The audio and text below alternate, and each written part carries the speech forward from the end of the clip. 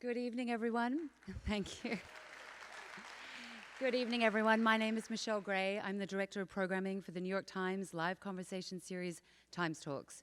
For 20 years, TimesTalks has paired New York Times journalists with the brightest and boldest creative minds from the fields of film, theater, music, art, politics, and of course, comedy. I'm delighted to welcome you to tonight's events with triple threats Kevin Hart and Tiffany Haddish, known for their stand-up comedy, blockbuster movies, and New York Times best-selling memoirs. The duo will discuss their upcoming film, Night School, directed by Malcolm D. Lee, which follows a misfit student forced to attend adult education classes with a tough-talking teacher in order to pass the G.E.D. Get set to hear Hart and Haddish riff on the creative process, their nonlinear road to fame, and how their brand of comedy hits a cultural nerve with generations both young and old. Moderating tonight's conversation is Jazmine Hughes, Associate Editor at the New York Times Magazine. Please join me in giving a very warm welcome to Jazmine Hughes, Tiffany Haddish, and Kevin Hart.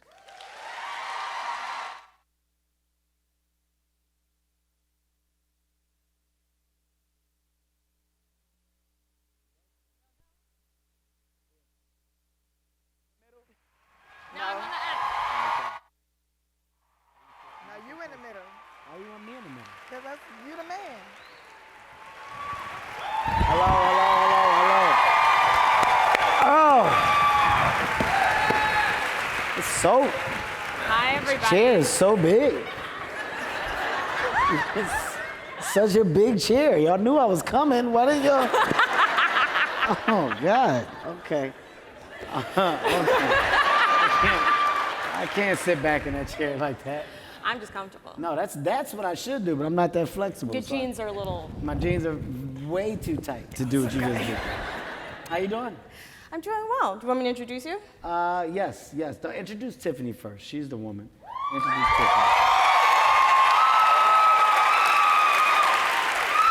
All right, real quick. I'm going to introduce myself. I am the person on this stage who you did not pay all this money to see tonight. I'm Jazmine Hughes. I work at the New York Times Magazine, and I'm here with the two biggest comedy stars in the world, Tiffany Haddish and Kevin Hart. Hey. The levels of applause when I said my name and I said their name are just like a little different. So we're here on the event of their new movie, Night School, which is coming out next week. Yes, September 28th. Great. And before we get started, I want to play a clip from the movie just so that we're in a laughy mood. Can we play Learning Herpes? Please? Yes, play herpes. My suspicions were right, and you, my friend, are dyslexic. That's what I got. I knew it. Now that you say it, it makes sense. You also have a processing disorder.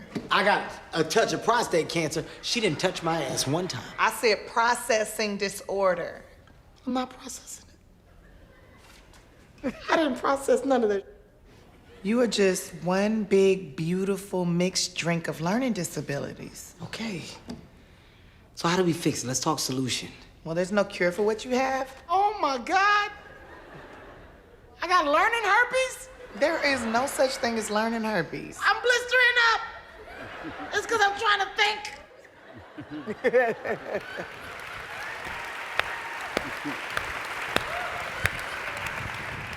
Okay, I want to start from the beginning. You guys have a very famous origin story with the $300 in the car, but I want you guys to tell me individually what the story is when you first met each other, and when did you first hear about each other? Tiffany, do you want to start? I first heard about Kevin. I was in another comedy club on a Sunday in Hollywood at the Laugh Factory. That's my spot, and he was performing, and I was like, oh, he's funny.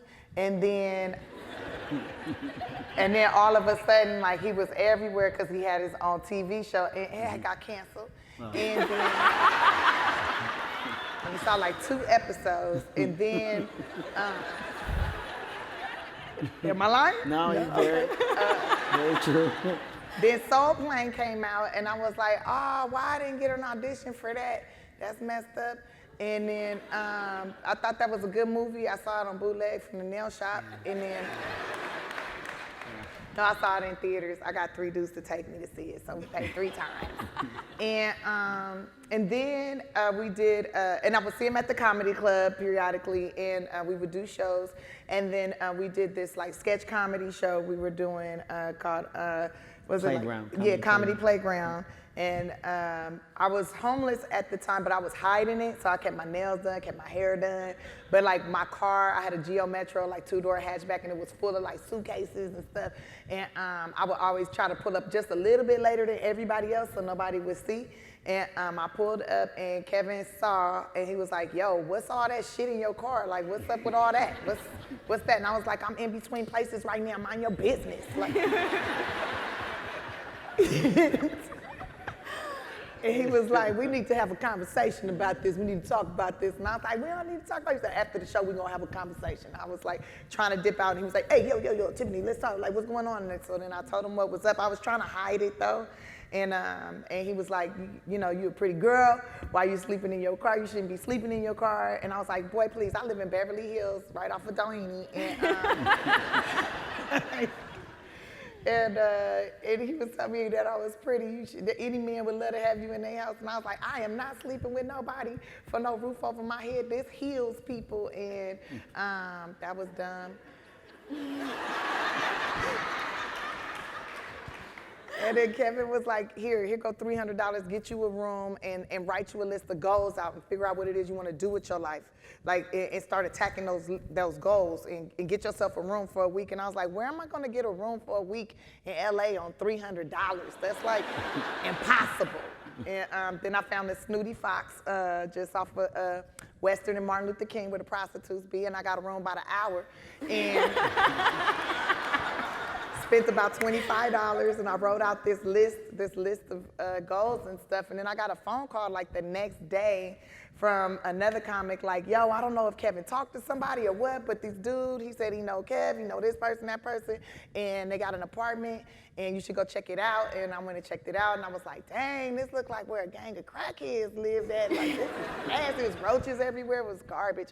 And the dude that owned the place was like, do you like it? And I was like, how much is the rent? He was like, $500 a month. And I just had just that amount of money with the money he gave me and the money that I had. And I was like, man, this is beautiful. I'll take it. That's what happened.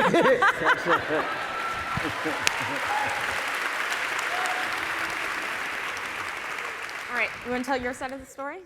You know, look, she, as you see, that's a very detailed story.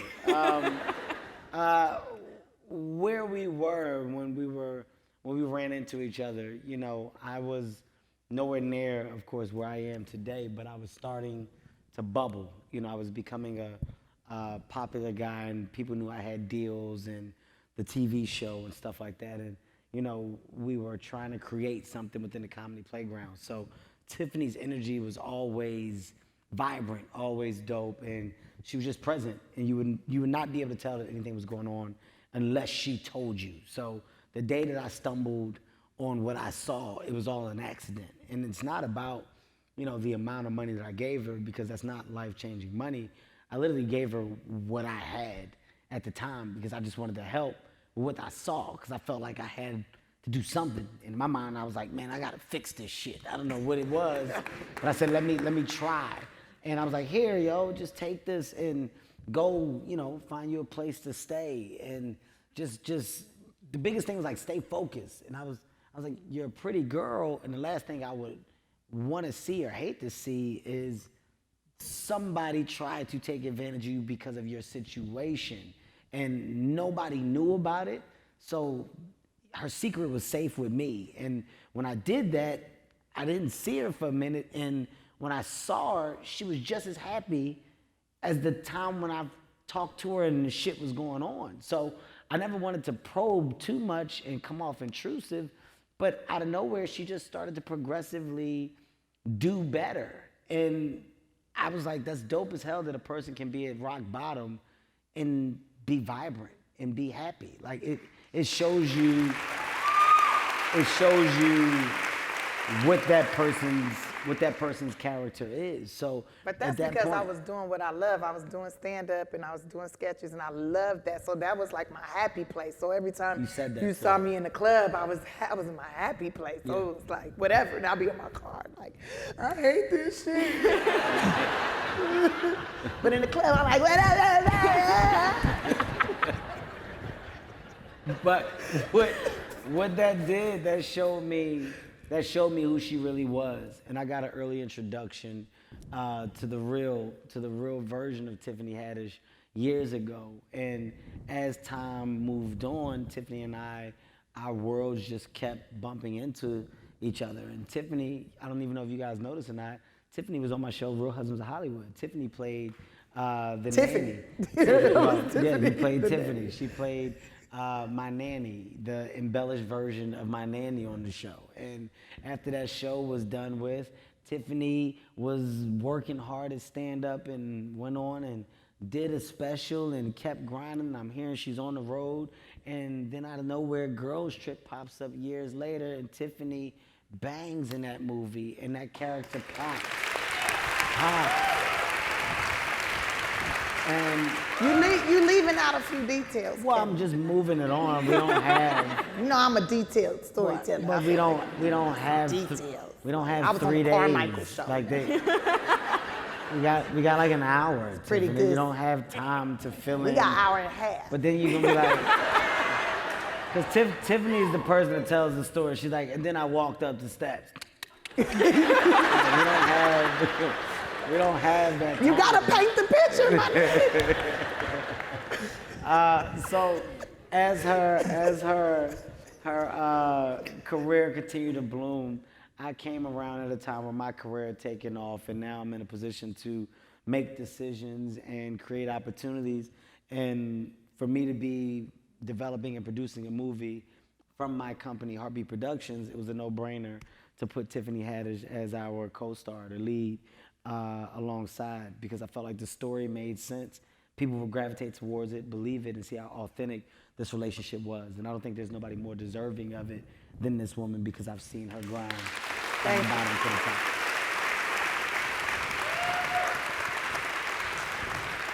How would you guys describe your relationship now as people who've known each other for so long?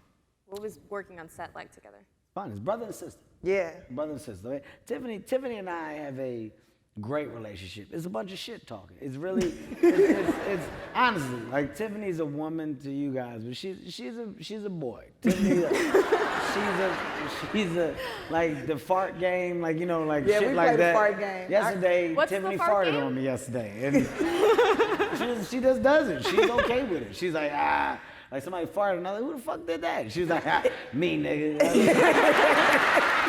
That's what Tiffany is. I feel like that's my way of letting you know I love you and I care, but like you family, you know. If I fart around you, you family. That's, you know, And that's my special love spell. And it wasn't a woman fart. It wasn't like a cute like and then get out the way. It was like la la la. I was mad. Like I got mad. I was like, what are you doing? What the fuck are you doing? She's like, But that's what she is. That's who she is. And we're so dope. Like, our relationship is so dope. And I love the fact that the advice that I can give comes from a place that's so genuine, because I remember sitting there. I remember this moment. I remember Think Like a Man, when that shit came out and I popped, and then the movie started to come right after, and I became the hot new comic and comedic face. And it was scary. What do I take? What do I not take? Am I making the right decisions?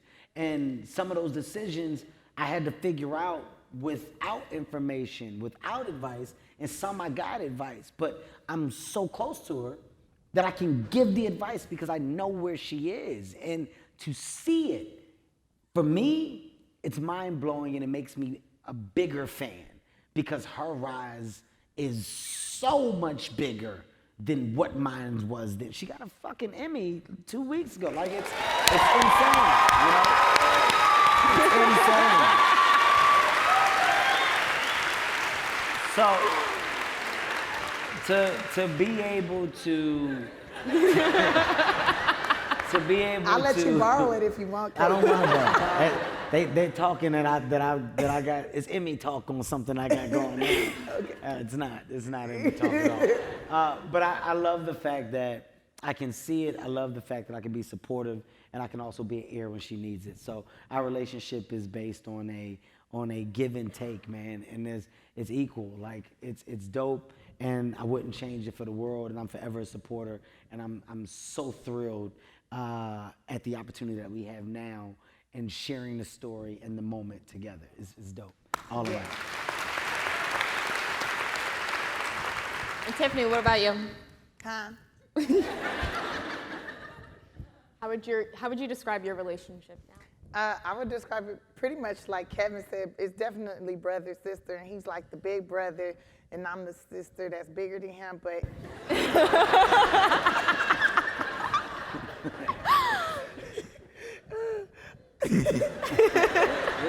It's the shit I deal with all day. All day. This is what I deal with. I love hanging out with Kevin. I love asking him advice because he'll be like, "What you say, funky butt?" Like I told you yesterday, don't do that. And I do it anyways, and then he'd be right. And I just like, he's the big brother I always wanted, I never had, and he's always been kind to me and always had the best information. And whenever it comes to like me trying to figure out like, how do I invest my money? Like, I remember I was telling him, yeah, I'm finna give me a house. I'm gonna put down this down payment. I'm gonna do this. He like, don't buy nothing unless you can pay for it full out. Like, what's the point? Like, why don't owe nobody nothing? Like, never owe nobody nothing. And I was like, I don't know. And I was doubting that I would ever have enough money to do that. And then, you know, then I booked like 3 more movies, and I was like, well, he was right. And my credit score better than his now. Why are you laughing so hard? I'm nervous. Oh my God, I'm on stage with Kevin Hart and Tiffany Haddish. Okay, so I want to go to the what you were just saying, Kevin, like the big breakout moment that both of you guys had in your careers, and as people who worked really hard before like making it big. One night you're one person, the next night everybody in the world wants to be your friend. How do you navigate that, all that fakeness and stuff? You have to separate it, you know. I think some of the best conversations that we've had have been the conversations that break down reality from false reality. In entertainment, you know, you get hit with a false reality that this is your life and this is what it's going to be forever. Oh my God, you're famous and you make money forever. That's not the case. And if you're not a person that can understand that, you get caught up in the matrix. And when that goes away, you don't know what life is because you fell into the perception that life is this fake fictional presentation. And it's not. Life changes. There's ups and downs. Moments are great and then they're bad. And entertainment, that's what it is. So just because we're hot today does not mean we'll be hot tomorrow. But the smart people that are hot today prepare for the times when they may not be hot. And that's the best piece of advice that I can give her because I was there when I thought I would be hot forever. Things were taken, money wasn't what it was. Broke, oh shit, taxes, how? Then I got a second chance. I got a second chance, and that second chance became the best chance. And then I look up, and now, yes, you're looking at a guy that's putting himself in a position to become a mogul, a CEO, an enterprise. But I can only do it because of the knowledge that I have, because of what I didn't do before. And I would be selfish if I didn't hand that knowledge down to somebody that's this close to me. So my job is to make her understand, don't feed into this shit. Don't feed into the negativity. Don't feed into the BS. Because the BS is what's helped to build and break. It builds and break. We don't break, we don't bend, we move forward. And that's the team that we now have of understanding what life and entertainment is. I'm not going to allow my sister to put herself in a position to ever bend or break, because that's not what I would do at this point. So I'm not going to let it happen for her. So at this point in my life, it's about full-fledged productivity, creating opportunities, not just for myself, for others, in making sure that my presence is felt in the business. But Kevin, that's something you've always done is create opportunities for others. I don't know if you realize that, but you've always like kept your friends close, the people that you see put in the hard work, you always keep them close. You still working with the same dudes that y'all got a tight-knit circle in Plastic Cup Boys, or your boys, you taught me that. Like I got my tight-knit circle of people that I take on tour with me, we write together, we create together. I learned that from you. And then you created your TV shows, your comedy shows, your tours, like all these things, and you always you keep your people close, but then you bring in more people, and you've always done that. And when people prove themselves, you keep them around. And when they don't, they be out there. You get them out. You get ready. You get them away from it. It's all about, I think it's your circle. And the best thing when you just talk about entertainment in the way that you just asked the question is just to simply understand. You got to understand the pros and the cons. And when you understand it and you really are aware of it, you're already different. You're already different. People only fail because they get caught up into what winning was. You're supposed to fail at some point in time. You're supposed to get knocked down a couple times. You're supposed to lose. That's how you learn. Perfection is only a word because imperfection was discovered. You can't be perfect without knowing what imperfect is. You have to experience imperfection at some point to go, now I'm perfect. And that's what people don't realize. I see that. That's a clear vision. And I would urge anybody listening, anybody watching, to really, really look into what their definition of success is. Because it should be yours, not other people's perception and not their definition. Success to you is what it will always be. So a win is always a win when you know what it is to you, not what it is to other people. When you fall into other people's shit, you lose. Damn, I'm so inspired. Tiffany, do you want to go too? With new friends? I think it's cute. I'd be like, you're my new best friend. I'd be like, okay. We ain't never had a meal together. That's how I feel like when people say they my friend, and if we've never had a meal together, we've never spent any actual genuine time together, I just think, okay, that's nice. You know, that's nice for you to say that, but I know you're not my real friend, because my real friend will pick me up from the airport. My real friend will help me move. My real friend will give me some financial advice and then follow up and make sure I did that shit. Like, so, yeah, it's cute. How do you feel about the BS from a negative perspective? I don't even pay attention. I actually get kind of happy and laugh about it. When people get negative, I'll be like, ooh, I'm making them feel something. I'm doing my job.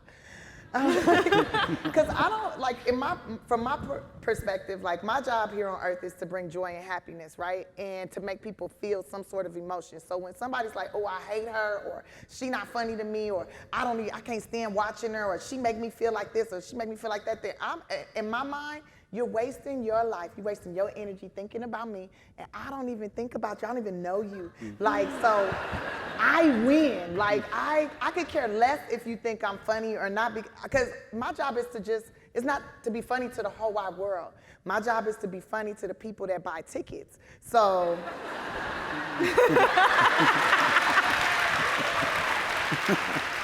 I could care less. When people say, oh, Tiffany, they say, oh, how do you feel about people saying you portray a stereotypical type of black woman, you holding back the black woman 100 years? Well, 100 years ago, if a black woman acted like me, she'd probably be dead. So I feel like, hello, I'm kicking open a motherfucking door.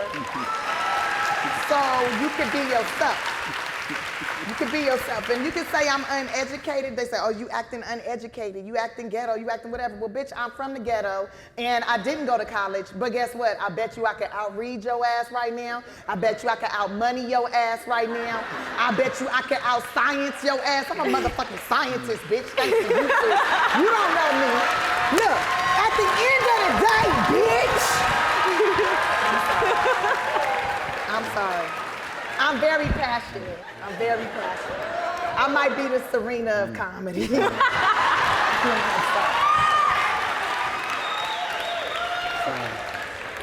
That's right. No, you got it. I don't. No, sorry. I knew you'd be here. Thanks. Can we play another clip? Can I play No, Black please. Voice, please? Please play the goddamn I'm clip. gonna cool out for a second.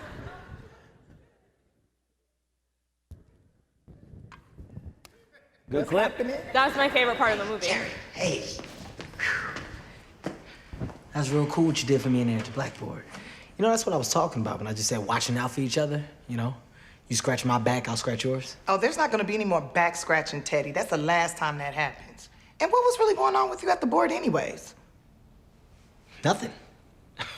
Nothing. No, I wasn't prepared. If you're not gonna do the work, drop the class. Why would you? No, Gary, hey, I'm gonna do the work. You'll see. We'll see. Yes, we will. Great. Superb. Excellent. Good.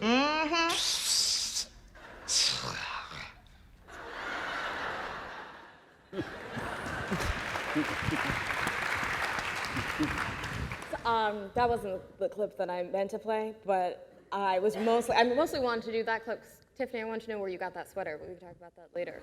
H&M. My question for this clip, though, is how much of the movie is improv? Kevin, I know that you wrote the movie with a team of people, but since you guys have known each other for so long, how much is it was just you? Movie was definitely written by a team of people. You know, nothing happens with one individual. You need a group of people that buy into it. So we had a group of amazing writers. And within the script that was written, it acts as a skeleton. You know, when you bring a great comedic talent, male or female, on board, you give them the opportunity to elevate the material. That's why you hire them. And in this case, improving was it was welcome. And I got to shout out our director, Malcolm Lee. Yeah. He did a great job, man. He does a great job with ensemble cast. Like he knows how to tell the story of each and every single individual. So all the improv that went on, it was all funny, it was all great, but it all was grounded to where it made sense for the individual. So from Tiffany's character to my character to our group of misfits in the classroom, it was an amazing ping pong effect. We had so much fun on the classroom days. No, we did. It was fun. Romney Malco, Rob Riggle, Al Magical, Mary, what's Mary's last name? I don't know Mary last Marianne, name, but Mary. Marianne. And then our white girl. Well, yes. She on a bunch of shows Fat too. Joe, she's great. Fat Fat Joe was hilarious. We just had a group. We had a group of about 6 to 7 in our class, plus Tiffany and myself, and plus Megalyn and Yvonne Brescia Orji, Webb and Yvonne Brescia Webb. Orji, yeah. But the ping pong, the back and forth. And Taryn. Don't forget Taryn. Taryn Killam, who played our principal from SNL. Yeah. Everybody brought a high level of comedic talent within the improv. So when you watch the movie, yes, you're gonna laugh, and you're really going to follow the journey of all of these different people, which is what I love the most. There's a foundation underneath the content. You know, there's a meaning behind it. So you're going to realize that the movie is basically about second chances, and the reason why is because I feel like second chances are what people frown upon. You know, the first opportunity that you don't get something right, most people don't go back. This is a movie that highlights going back because that's the time where you can correct the mistakes that you made and sometimes come out better. Her character is the one that shows it, and she does it through a tone that makes sense while we are all being funny and grounded, but yet we understand the journey that we must take. So it's a good movie. It's a good time. Can we play the last clip? Can we do Black Voice, please? Black voice? I have a black voice. Oh, this is Taryn. I love it. I'm black. Can we just take down the toot? Dude, really? No, you haven't even seen the beginning of this attitude. Wait, say that to me again? I apologize. That was a poor choice of words. I just mean I need you to show me the respect that you would show your boss. Because it's your house, right? Oh, you did the black voice thing with him? It's not a black voice. In actuality, not a black voice. No, you do a black voice. You don't remember when you was in that meeting, you was like, we gonna get it lit up in here, this meeting lit. It was very lit. You did it at the staff meeting when you were like, I keep it 100. When have I never kept it 100? When you added that AP calculus to my class, All though. right, agree to disagree. Listen, I hate to break up this pleasure party of delusion, but I have work to do. Wow. So if you'll excuse me, I'm gonna do my thing. That's a black voice. Taryn. Yes. Taryn is hilarious, man. The black voice thing was funny throughout the movie. It was. What did he say? What was his other thing that he was going, my house. My house. Like Taryn's impression of a black voice may have been the funniest thing I've ever seen in my life. Because it was real, like it was a great black voice when he did it. He's like, this is my but he added so much. Like that was the character. The principal on paper didn't have those mannerisms. The principal on paper didn't carry a bat around the school. You know, Taryn was like, we got to make it more. So he came up with the idea of like adding this lean on me feel to him. Like his hero was Joe Clark from like he has a picture in his office of Joe Clark from Lean On Me, and his whole thing is letting people see the bat. He's like, you want to see the bat? I bought the bat from Lean On Me. But those are the added anecdotes that help elevate the material that was there. So improvisation, of course, welcomed, highest level. I wanted to play Black Voice because to go very quickly back to what happens when you become suddenly famous overnight. There's lots of people like us here today who are familiar with the concept of Black people, but for a lot of people, like with Netflix special, I mean, we can applaud for Black people. I applaud for myself right now. But when you do something like you have a Netflix special or you're hosting an award show or something, you're in a lot of homes where people may not interact with a Black person on a regular basis. So I'm wondering, like, have you had situations where somebody's very comfortable with you right away? People are coming up to you on the street using a Black voice or trying to impersonate a dance or wanting to go on a girls' trip with you? All the time. I do comedy shows and women show up dressed like Dina talking about, it's me. Hey girl, she ready. I'm like, that is a very white woman. Got her hair pent up with the curls and everything. She got the little dress on with the shoes. I said, what she get? She done stole my wardrobe.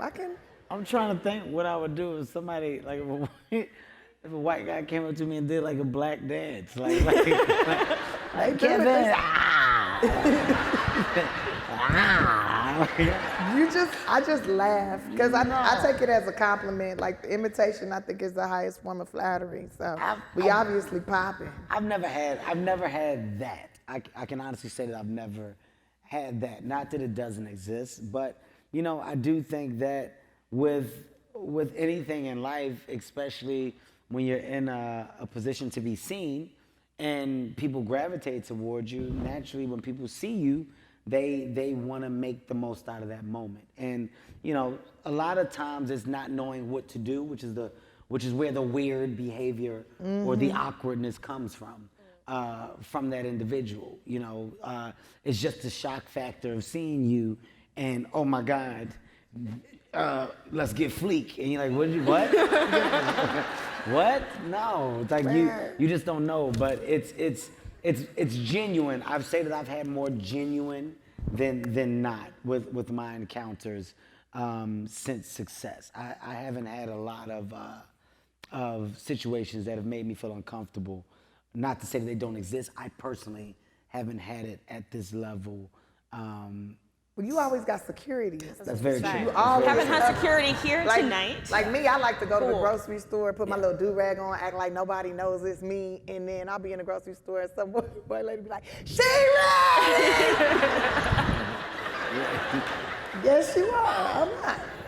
I'm gonna tell you why I do. I'm gonna tell you why I went to security. It's not for fear. It's not for just being uncomfortable. It's literally for your space. It's literally about, you know, your buffer zone. And, right. And there was a couple of moments that made me really go, oh, this is bullshit. Like there was a guy that shook my hand and pulled me in. This guy got this close to my face. I to this day, I don't understand how you can talk. You can talk. He was big enough to where I couldn't get away. Like I was like, oh shit, like I gotta stay here and listen to this shit. 'Cause I can't get away. Like he had a good grip on me. And he was just very passionate about being a fan. He was like, everything you do. He was so close. Like every time he said thing, he like licked my nose. And I was like, yo, man, hey, like, Like, I can fucking hear you, man. Like, get off of me. But he was so passionate. And I was like, oh, I'm not gonna put myself in a position for this shit to happen around my kids. That's embarrassing. As a father to have your nose licked in front of your goddamn. I said, no, never again. So they're there to be more of a buffer, just like, excuse me. And I still get the people. I still say hello, I still speak. But, you know, I have had some situations where people have gotten uncomfortable, like where I've gotten uncomfortable. But that was the main one, like literally about 3 licks, 3 good. I swear to God, on my mother, that's a true story, man. Enough. That's True good. story. And I wasn't even at like a place that deserved that. Like it was like Whole Foods. It was weird. Like Yeah, the grocery store is like the that's worst where they place. get you. That's exactly where they get you. Yeah. Can't even buy groceries no more. So don't think I'm a bitch, because I'm not. I'm very much a thug. I'm a killer. I'm joking. Go ahead. Oh, this is so hard to ask questions. Okay. When did you guys first realize you were famous? Good question. Tiffany, you take that. I guess when she just asked that. I don't know, when people started asking me when did you realize you were famous, which was about like 3 months ago, people started asking me that, and I'm like, girl.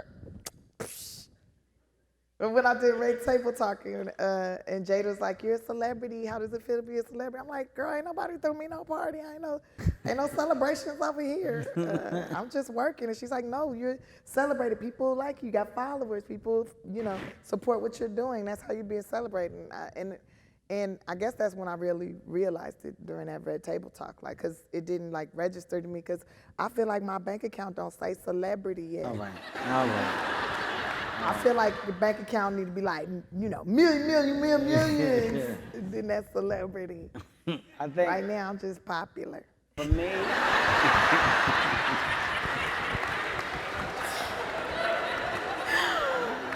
Popping right now. I think for me it was tracking the audience within stand-up comedy. You know, when I started going to arenas, and then at the arenas, you know, you were selling out the different levels within an arena, because they can cut it off and make it look like whatever you want. But when it was really selling out arenas and adding shows, and you see people support your craft at that level, that's when it was like, oh shit, like it's real, this is happening. But more importantly, I felt like I was being appreciated, like the hard work into the craft was being appreciated. And that, for me, was the best feeling ever, but that's also when the realization of fame came. So mine came within the success of stand-up comedy, not the movies. Stand-up comedy was what made me see it. And before fame, when you guys were just honing your craft, I know you're both very serious students of comedy. Like Tiffany, I know that you've studied the comedians that you love. Who are your biggest inspirations? My biggest inspirations, Lenny Bruce, George Carlin, Moms Mabley, Lucia Ball, Red Fox, Richard Pryor, Bill Cosby, Betty White, Carol Burnett, Thea Vidal. I could keep going and going. You can. Charlie Chaplin. Who else? Bob Hope, Dean Martin. I watched a lot of old TV. Robin Harris. Who else? It's Nipsey. Nipsey Russell. Nipsey Russell. Slide some more to me. Let it ease down my back.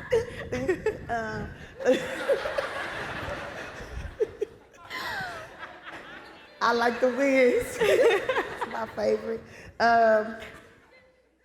Who else?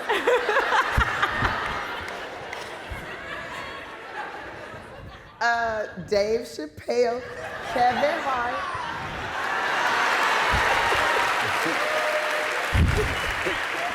I was sitting there waiting. I was sitting there waiting. I got all the way down to number 38.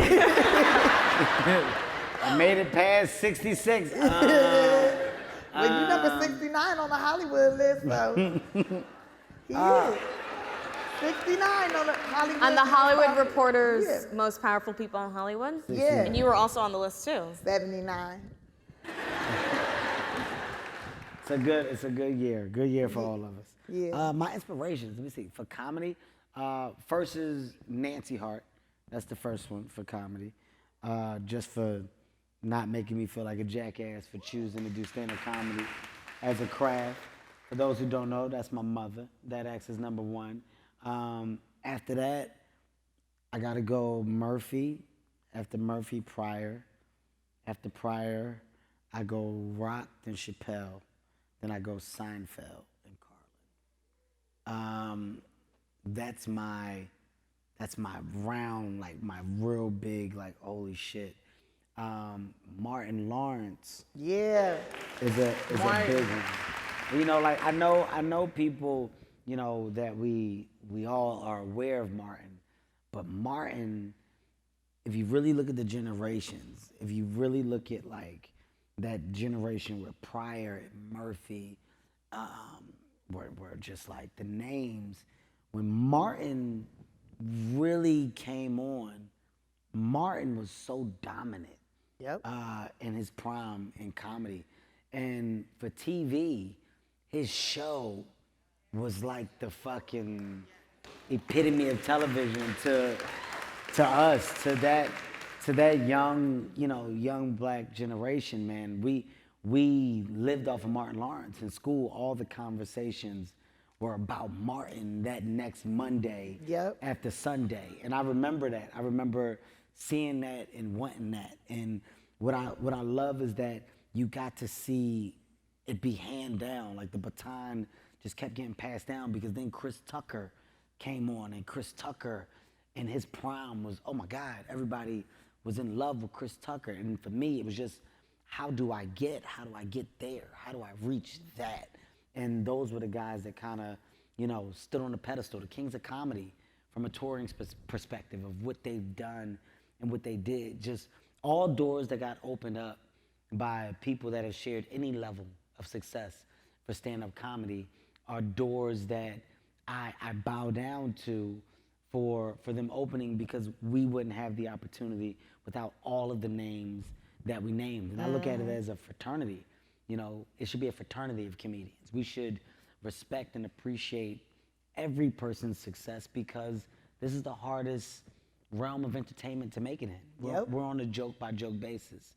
So when you can do it in comedy, you can really do it anywhere, because this is what people struggle with. People start off as actors. They have to learn how to do comedy.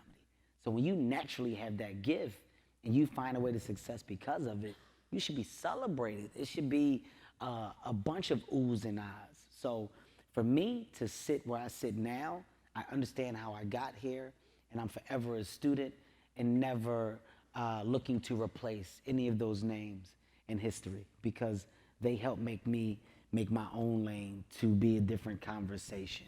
You can never be bigger and better than those conversations. Right. Ever. Right. Ever. We are our own, and it's different. That's the difference. Who are the up-and-coming comedians in the next generation that you guys are into? Let me see, who am I a fan of? I gotta say my guys, you know, the Plastic Cup Boys. Naeem Lynn, Will Spank Horton, Joey Wells. I've been with him for years. I love them all. Talented guys. I love Lil Rel.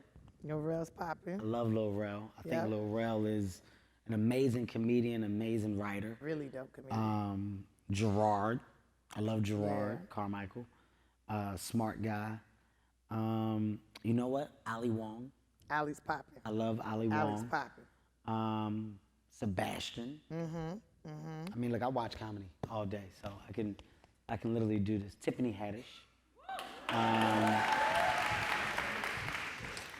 I mean, there's names. There's a lot of young names out there that Ivan Rodriguez, Shantae Wayans, Marlo Williams. Who else?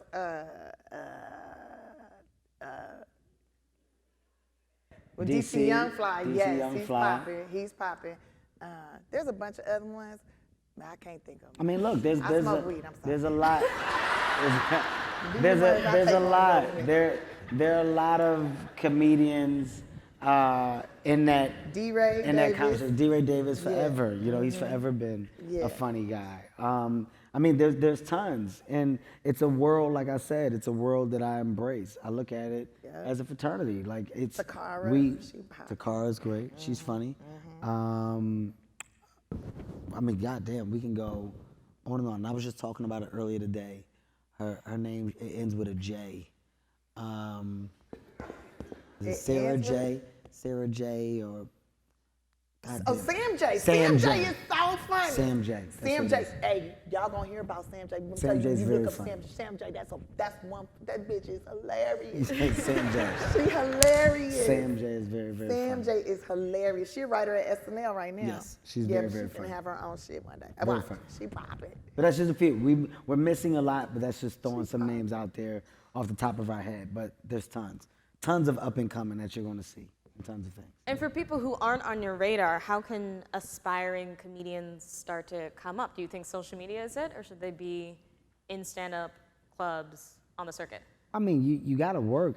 I've personally, as of right now, I've produced, I would say somewhere in the range of 80 to 120 specials between my Laugh Out Loud network, between Heart of the City, and between Next Level. And it's all focused on the next generation. It's all me trying to give opportunities to this next wave of comedians. So, you know, when it comes to figuring out how to be seen, it's pretty much being on the scene. You know, Right. when you're around and you're adamant about staying true to the comedy club, staying true to the grind, getting up, networking, being out, being seen, being present, that's how opportunities come.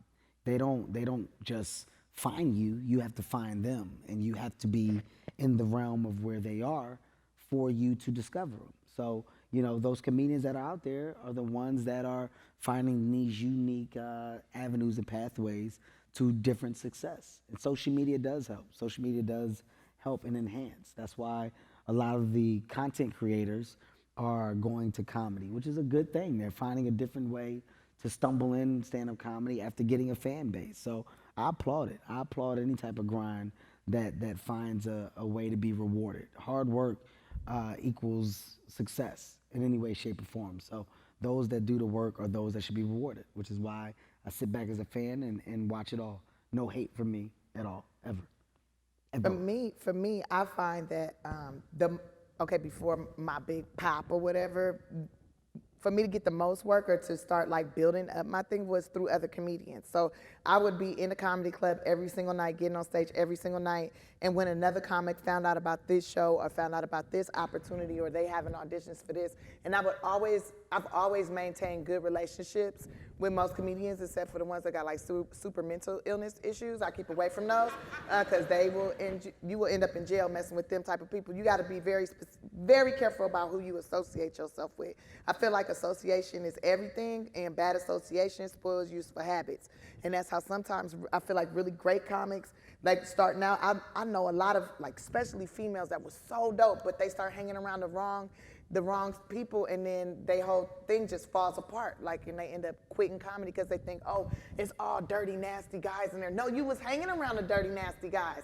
Like, you gotta remove yourself from them dudes. As soon as the dude's like, oh, if you want some time, you want some stage time, let me get in them draws. Like, are you trying to fuck me so I can perform and you make more money than me? Fuck you. Like, no. I'm gonna go over here and do these white shows and do these bar mitzvahs. I'm gonna do these weddings. I'm about to be at these baby showers. I'm about to be in this coffee shop.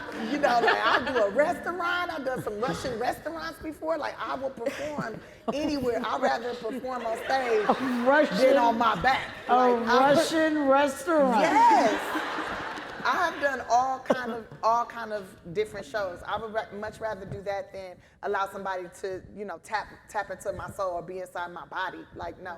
So I say get up on stage as much as possible. If no one allows you to be on stage, create your own thing. Like, I used to perform at this Italian restaurant all the time. I used to tell the dude, look, I'm gonna bring in customers, you know, just give me 5% of the bar. If the bar make up to this much money, I just want 5% of that. And that's how I would pay my comics. And I would tell all the comics, bring like 5 or 10 people, they can get a dinner, they get half price, like blah, blah, blah. Like, and I would make it, and it would be popping, and it would be like, the industry start coming in. Then I start getting auditions. I would invite casting directors and stuff because I got an agent, and my agent said, you make more money doing stand-up if you get on TV. I never wanted to really be on TV. I wanted to just tell jokes and tour the whole wide world just telling jokes and just making people laugh, and like in a theater like this, and just tell some jokes and then go home and get my, you know, just relax and masturbate. But then, guaranteed that way, guaranteed. So then, I might have a problem. Anyways, so the casting directors would come, they would have me audition. I started taking acting classes because a few casting directors told me, you don't know what the fuck you doing. So then I started taking acting classes, and that made my comedy stronger, right? So when my comedy got stronger, then I was able to book better shows, and more comics would link me up with better gigs, and then I started doing theaters, and then I'm starting to get TV shows, which gave me more money. So instead of getting just $100 to do a show, now I'm getting $2,000 to do a show. Now I'm at the realm where, you know, your girl coming up in the game now. Uncle Sam like, give me my cut, girl. You crazy.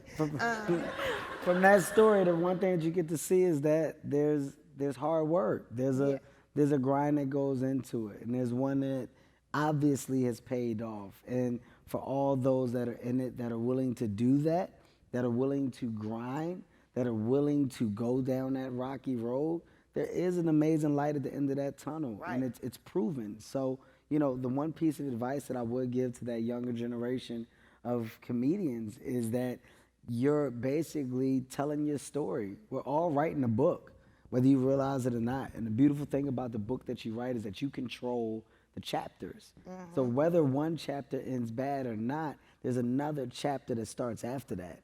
And it keeps on going. And your job is to make sure that your book ends well. And when that book ends well, you're gonna look back at your story and you're gonna say, I wouldn't have had it no other way because I did it the right way.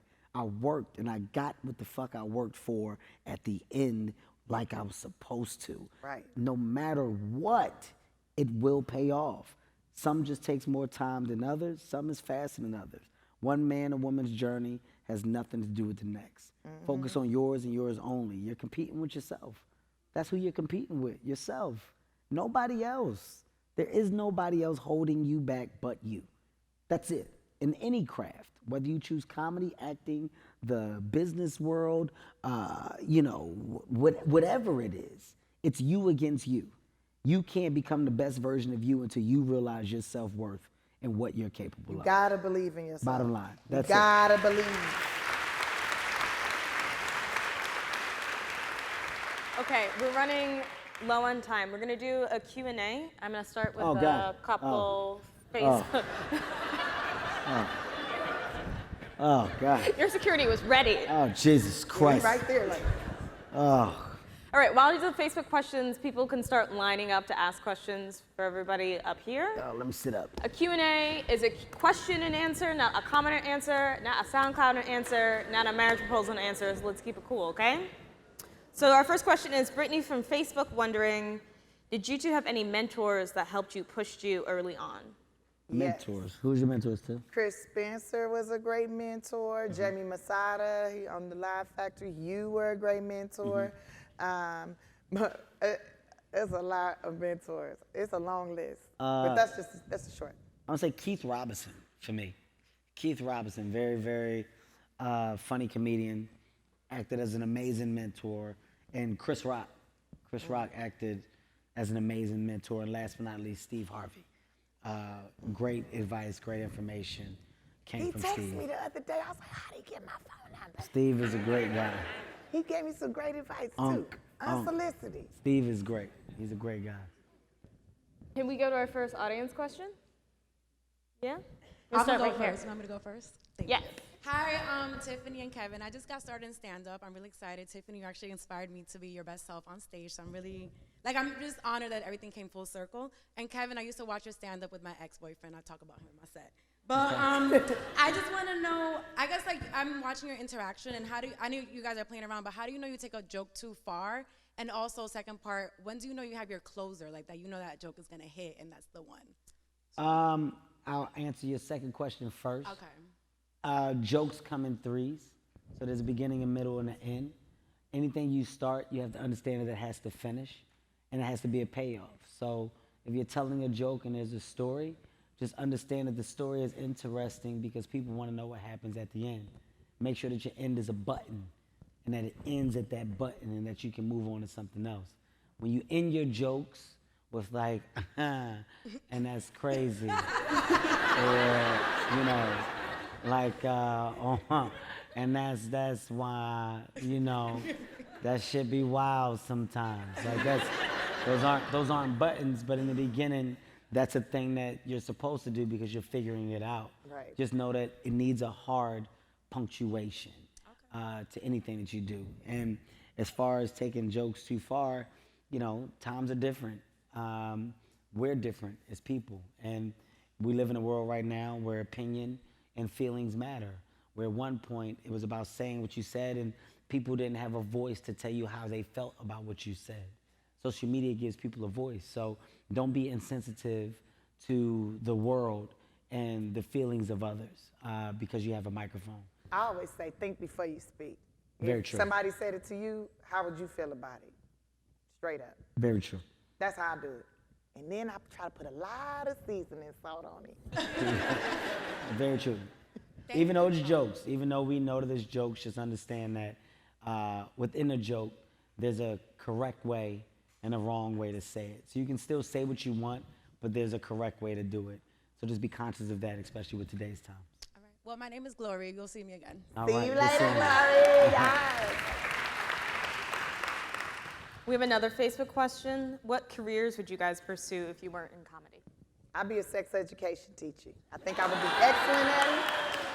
I would teach people how to keep clean and don't be a whore. Yeah. Be a slut. I would probably be a hand model. Let's see. I have amazing hands. Yeah. I have really good hands. Like, you never knew I could do that, did you?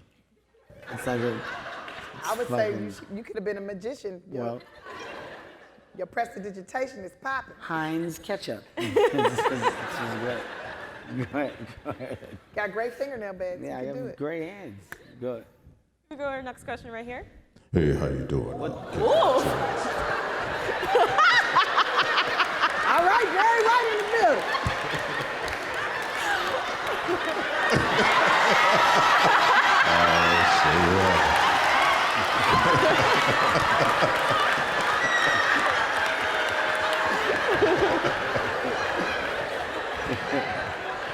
What I want to know is, what was your lowest point when you know you was just about to...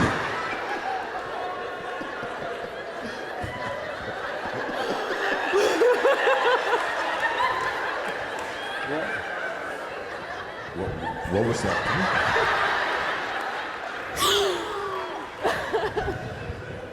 What was that point in your career when you knew that you couldn't go no further, that you had to win now because you was already at the bottom? What was that moment when that happened? For me, Yeah. It ain't for me. That question ain't for me. He ain't talking my drawers off. Hey, you go right here. You can answer that one. I can't even think right now. Yeah. I would have to say,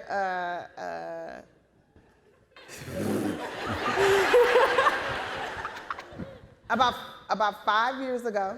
5 years ago, I became single, and I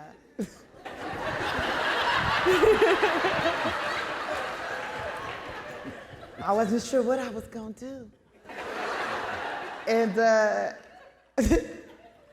I ended up sharing like a studio apartment with 2 white dudes, and I was sleeping on the couch, and they would and one of them would come in at 3 o'clock in the morning arguing with his girlfriend, and then asking me to like monitor that, like be the like mediator, and I was like, this is not ever gonna happen again. This is the lowest.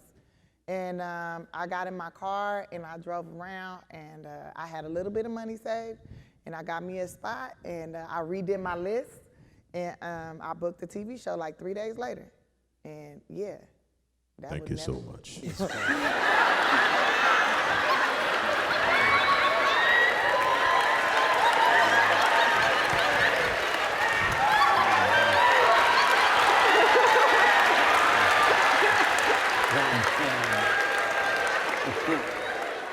you go. Thank you. I'm still single, by the way. Thank you, Dark Vader. We appreciate you, I brother. just wanted to come on and go with me. Come on over to my I said, I'd be place. damned if I answered that question. Go ahead. Okay, we got more. What, Patty from Facebook wants to know, what advice do you have for people who want to pursue their artistic passions but feel afraid to do so? Go ahead, Tiff, you can take it. They want to pursue their artistic fashions, but they're afraid to do so. Mm-hmm. If you're afraid, then then it's shit. You already messed up. Like, I mean, if it's something that you love to do and you know you're good at it, go for it. Like, what do you have to lose? Like, if it's something that you love, I say always do what you love, and go for it. Put in 110% and see what happens. Put it in the work.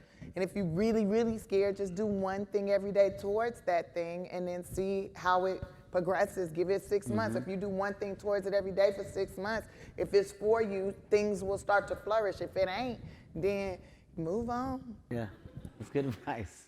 I think I'll piggyback off of that. Look, you know, at the end of the day, you're afraid at something that you have no idea,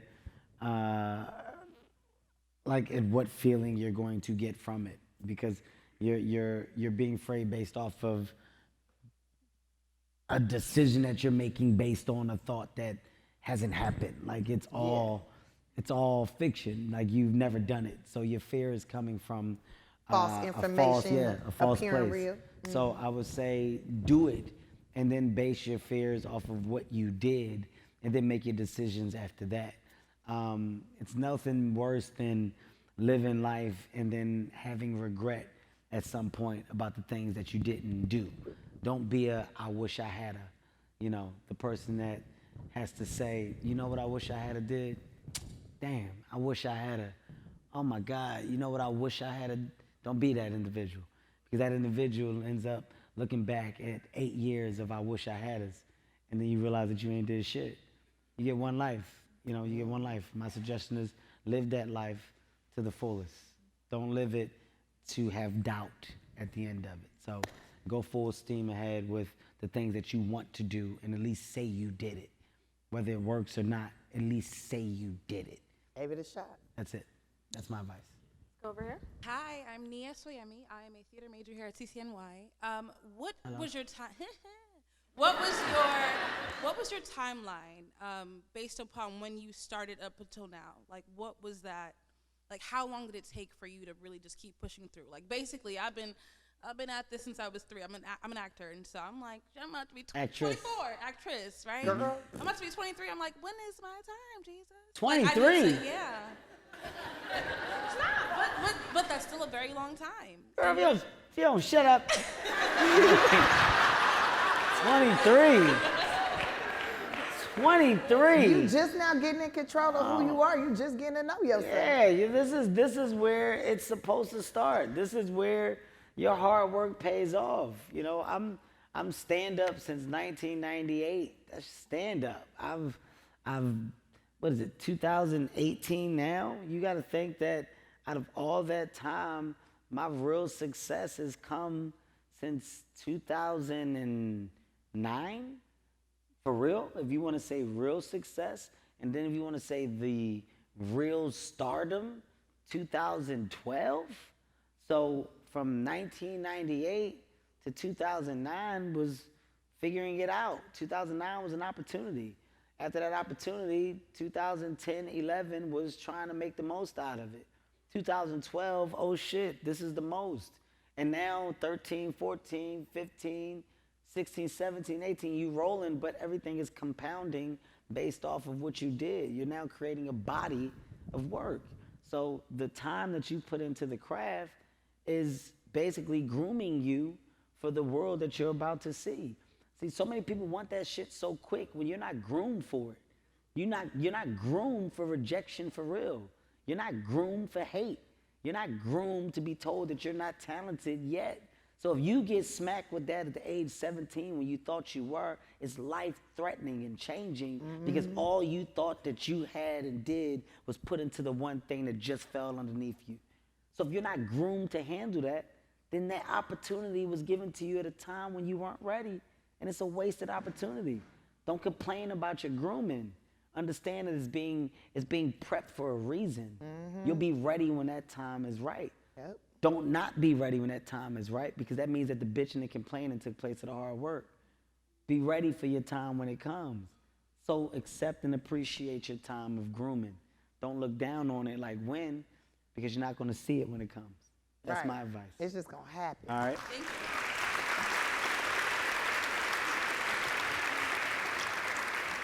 Thank you. Okay, we got time for one last question. How you doing? That was good. That was good. I didn't believe it because you were light skinned. No way. Yeah, no way your voice sounded like that. I don't think I've ever heard a light skinned guy with a deep voice like that. Go ahead. I ain't got it in me. Yeah. It'd have been funny if he had talked around like, yeah, no, I ain't got it. Go ahead. Tough act to All right, so I'm a fan of a lot of your stuff. Thank you, man. Particularly, I like what you do with the NBA. You know, like and TNT and all that. And just wanted to know if you were, thinking of doing like a basketball like based film. I would love to see something like that. It's not on the horizon as of now, but I would never say never. You never know what is coming up. Right now, the focus is making movies like the ones that me and Tiffany are doing, night school content that I feel is You grounded. could be a coach of a kid's basketball league. Okay, all right. Well, that's not. She could be the coach, Yes. and you could be the player. Yeah, that's not. But it's not. That's not. 10-year-old. I said no. I said no. You don't want to work with kids? I don't want to work. Whether you scared they're going to be taller than you? Okay, you know what? No. That's the answer is soon, maybe. Okay, don't listen to this shit. I'll write it. Don't listen to Tiffany and her shit. Okay, thank you. Okay, I'm sorry. That's all the time we had. We Do just two went more. Do over. those. All right, you do got at time. least- We can do you and then him behind. Y'all got a longer line, so let's do. Just Let's just first. do Go two. ahead. Go ahead. All right, hi, I'm a big fan of both of you guys, but this question's for Tiffany. What the fuck?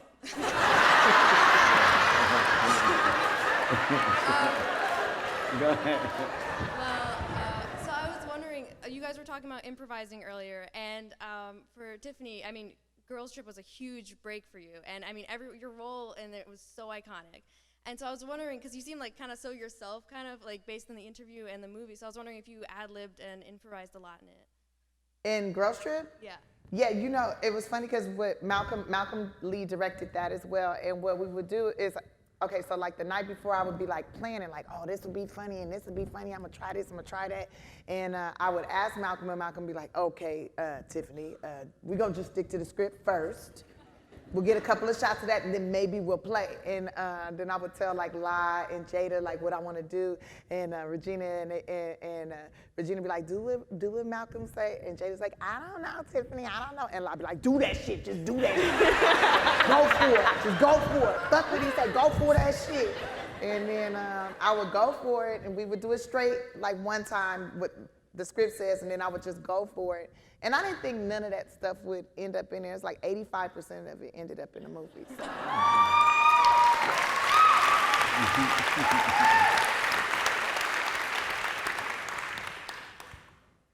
Right? A little shorter than you.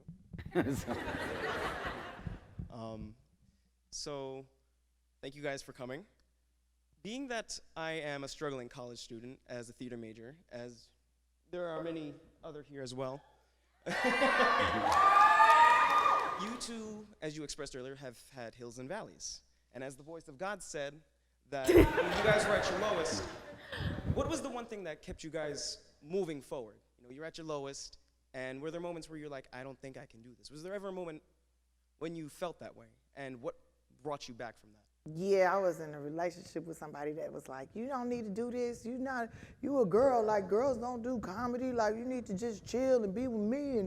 And I would be like, and the D was good, so I'd be like, okay. But then there's this, but like a week would go by and like I love stand-up. Like I love to be on stage. I love to hear laughter. I love to perform, and I just couldn't. After so long, I would just be like a crackhead. I couldn't help myself. I love it so much. Like, and then I would be doing it at my job. I'd be like at the airport, Alaska Airlines Flight 237 with service to Los Cabos. Like, I couldn't help myself. I needed it. I would be getting pulled over by the police and be like, if I can make this policeman laugh. Like, I just fiend to hear the laugh. So I knew this is like where I needed to be. And so at those moments where I'm just like, man, nobody wants me to perform, no comedy clubs will let me get on, nobody will let me get an audition, this man don't want me to do this. It would be something I would say, something I would do, and somebody would laugh, and I'd be like, man, I'm gonna just get my own room. I'm gonna make my own thing happen. Like, I love it so much. Like, it's my everything, man. It's my everything. I think you gotta understand, you gotta look at it like a test. You know, everything in life is a test. And if you look at it from this perspective, I'm gonna give you a good perspective. There's a certain amount of people that quote unquote make it, right? And it's not a lot when you look at the people. There's not a long list of superstars, okay? And the reason why is because everybody starts out on the same path, on the same journey, and everybody gets hit with those same tests. But along the way, some people, when they get that moment like you're talking about, go, fuck this, man. I don't have time. I'm not gonna keep putting myself through this. I'm just gonna go figure it out and do something else. And at that same moment, there's another person that says, you know what?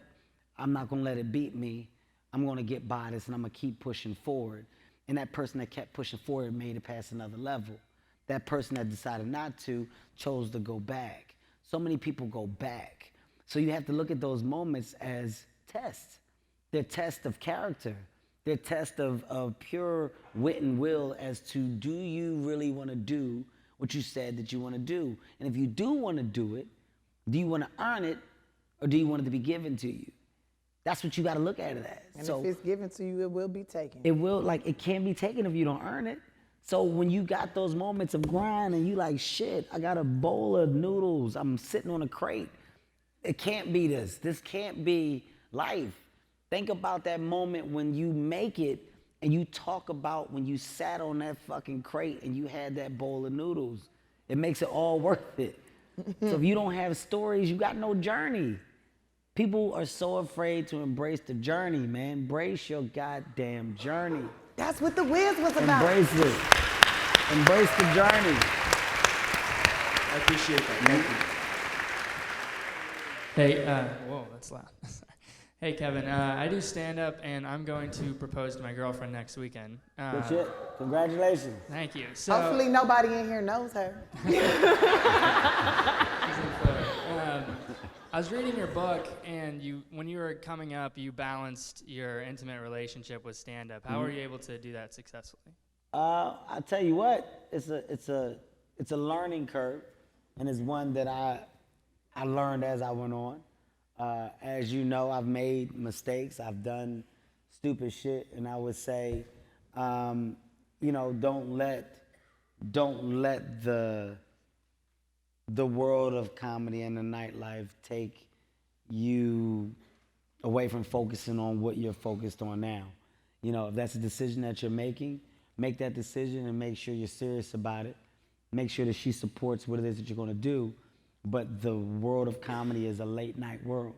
So understand that. Understand that you need a woman that's going to back your 2 a.m.s and your 3 a.m.s and your 4 a.m.s and your out and sitting and talking in front of a bar with comedians. Like, you need somebody that understands that on both sides, male and female. Men They don't get it. It's really a different world, and it's a world that becomes a drug because you can get caught up into it. So I think the balancing for me became easier as I got older and wiser. I'm a lot wiser now, and the mistakes that were made helped make me who I am today and gave me the knowledge. So I can share with you a genuine moment by saying that's dope as hell, but just make sure that you really understand what you want, and make sure that person, when you do make that decision, understands what you want, and that there's a balance of support for one another. Good communication. That's it. Balance of support for one another. Not just you and her and you as well. That's my advice. Thank okay? you.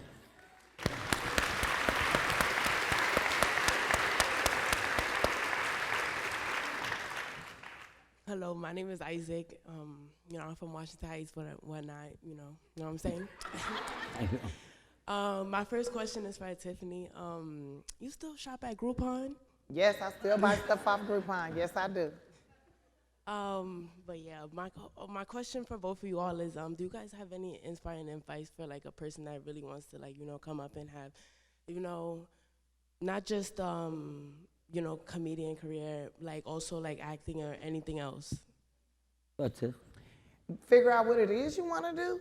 Focus on that one thing and like do the work every day. Like I remember reading a book, and I think it was the Beatles were talking about it. Somebody was talking about it that made it really big and like iconic, was saying you got to put in 10,000 hours before you become like an expert at something.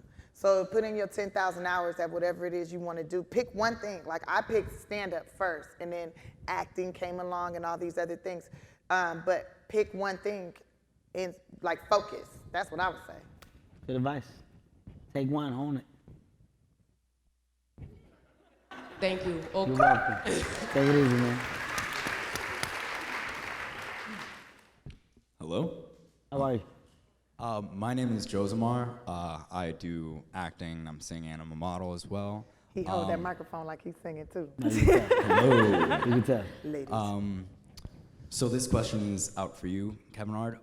Since I'm still trying to find my niche, and quite recently I've realized your pattern's more of buddy comedies.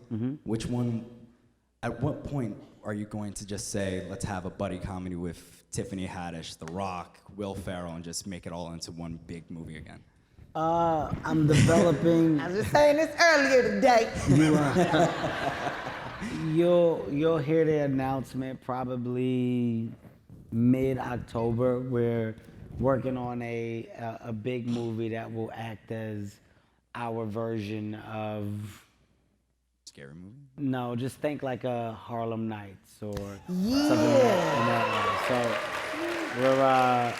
So we're working on it. The deals and stuff are almost done, but the idea behind it is to put, a cast of people together that you're excited to see, and that could become a story. There's certain movies that you talk about that had everybody in it that are forever conversations, and our generation doesn't have that, especially from a diverse perspective with everybody. And the whole reason for becoming a CEO and the whole Heartbeat Productions is to create the kind of content that I feel is missing and that there's lack of. So you'll give me till about mid-October, you'll hear it, and you'll remember this conversation. It's going, oh shit, he told me. But it's in the works. I'll remind you. Okay. I promise you it's in the works though. I'll be paying attention as well. Save the best for last. How you doing? Thank you. All right, so I have a request. I do. Uh-oh. I'm not asking about career. A legend passed away 2 days ago in the dance world, Mr. Arthur Mitchell. Yes. And so, based on both of your Instagrams, I know that both of you all have dance moves. So I'm gonna request that y'all do a dance off for us. A dance off? A dance off. A dance off? He founded the Dance Theater of Harlem, and it's their 50th anniversary this year. That's very true, but I can can't do it, dance. Kevin, you can do it. Let's do it, Kevin. But So this you guys is a can very decide. unfair request, but I And have Miss to. Hughes, you get to But be the you judge. said to keep taking the questions, so you brought this upon Well, us. I saved the best for last. I didn't know she would do this to us. So I have you. Who's going first? Because I have your dance inspiration. Well, I'll go first because I know mine is going to be good. Okay. So your inspiration is that Miss Haddish, you want her to pay the money forward that you gave her when she was down and out living in her car, and are so happy to be doing this movie with her, and you need to remind The Rock that you have moves. What the? That's our inspiration.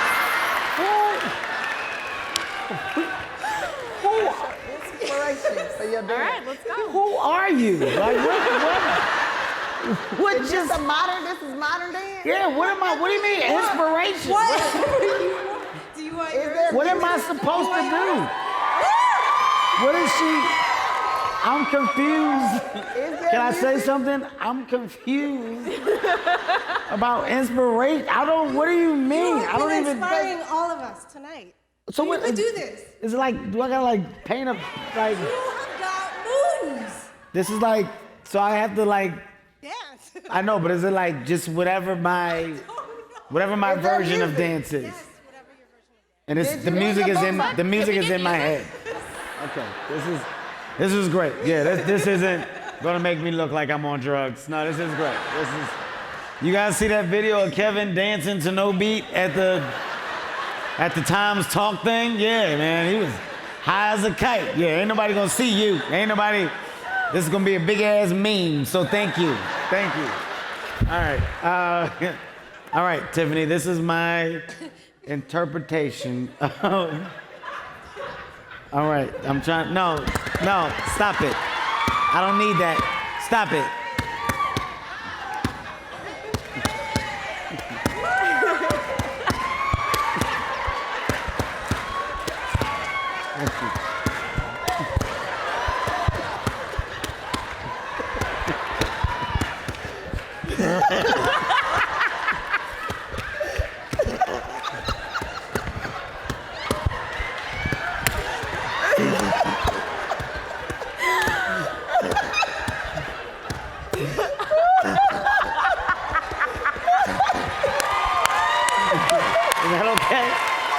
Is that okay? That's and my mind, rain was coming down and everything. Okay, all right, Tiffany. Good luck with yours. I don't know what she about to ask you to pull the moon out the goddamn sky. I don't know. You gotta move the furniture from downstairs and put Kevin's bed up. What? Okay, Miss Haddish, you are living your best life and are so grateful to the universe that you've made this movie with Kevin, and you want him to take his damn money because you don't owe any man anything. That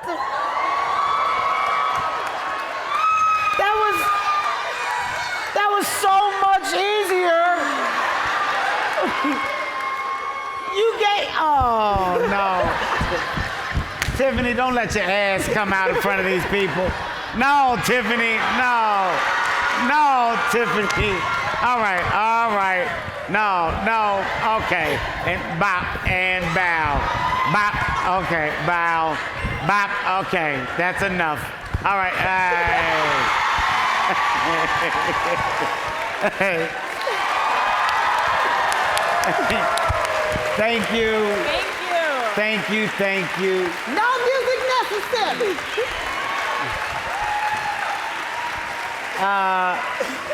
Thank you. Let's thank Tiffany. Yes. Thank you. You were great today. Thank you. Y'all show us some love, please. Jazmine. I just want to take the opportunity to say, Kevin, Tiffany, thank you so much for this journey. This has been a beautiful journey. Into your life, into the life of Colony. You are beautiful people, and I had such a journey. Who are you? All right. Are you the professor? What, So much for this journey. Oh, he's right there. I didn't know where the fuck. Listen. I thought it was the loudspeakers. Thank you, sir. On a serious note, listen.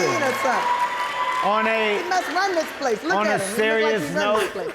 we don't take moments like this for granted, okay? The dopest thing about this was that I feel like you guys received the information, and the beauty of the information that was given is real. It's coming from an authentic place. You're looking at two people that have lived it. You're looking at two people that are still living it. We're on the same path and the same journey that you guys are aspiring to be on as well, okay? Don't. With that being said, thank you guys so much. We appreciate y'all. Thank you. Nice school. Thank you so much. Thank You're you. great. Thank you. You were great. Go to night school, guys. All Thank right, you go so see much. night school. Tell your friends.